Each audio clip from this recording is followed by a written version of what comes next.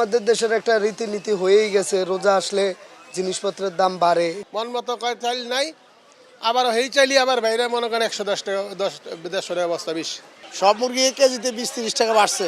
প্রতিটা চালের দামে বাজার বেশি, অনেক বেশি। কোম্পানিগুলা তেল দিচ্ছে না। বড় মৌসুমে চালের দাম বাড়তেছে, কারণ হলে গিয়ে মনে করেন ওই মেলাররা চালগুলা ইচ্ছা করে বাড়াইছে। ইন্ডিয়ান চালের দাম একটু বেশি, এই জন্য ওই সুযোগে দামগুলা বাড়াইছে। যেমন ফ্রেশ নাজির চাল মিনিকেট এগুলো কোনো মানে অস্তিত্বই ছিল না এক মাস আগে, মানে নাই।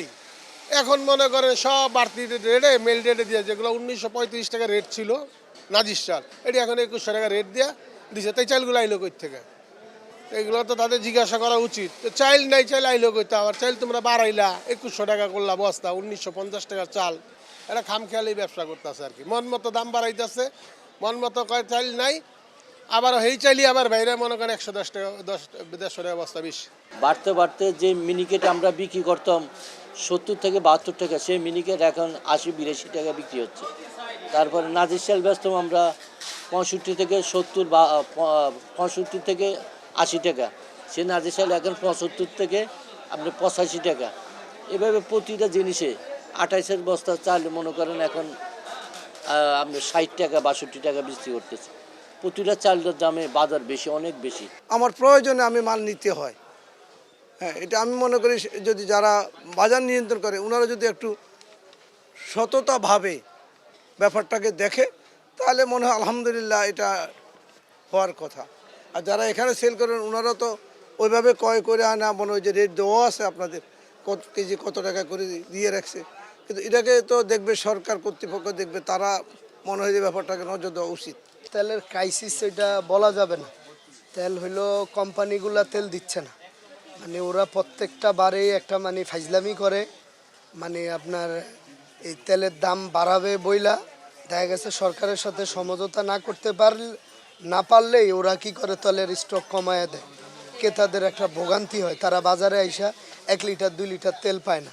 এর আগের বার তারা লিটারে 20 টাকা চাইছিল, গভর্নমেন্ট মনে হয় তাদেরকে সম্ভবত লিটারে 8 টাকা দিছে। এখন আবার শুনতেছি তারা 11 টাকা দাবি করছে। এখন গভর্নমেন্টের সাথে তাদের সমঝোতা হচ্ছে না, তারা তেলের ক্রাইসিস আগের মতো আবার করছে। ধরেন আমার দরকার 5 কার্টুন তেল, আমাকে দিচ্ছে দৈনিক 1 কার্টুন তেল।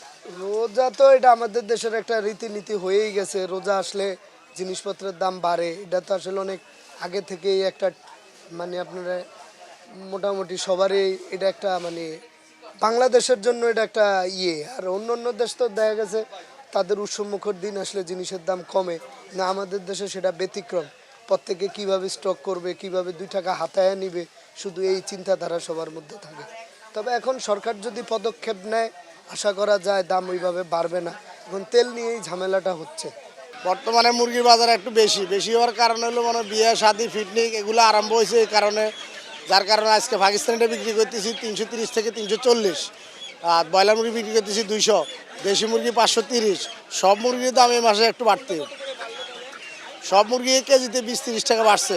এবং এগুলো কমবো মনে মাল উৎপাদন হয়ে আইলে মনে হয় এই জানুয়ারি মাসটা শেষ হলে আস্তে আস্তে মনে নিয়ন্ত্রণে চলে আসবে, কিন্তু পিকনিক বিয়ে শাদী এগুলো একটু নিয়ন্ত্রণে হইলে কমে যাবে।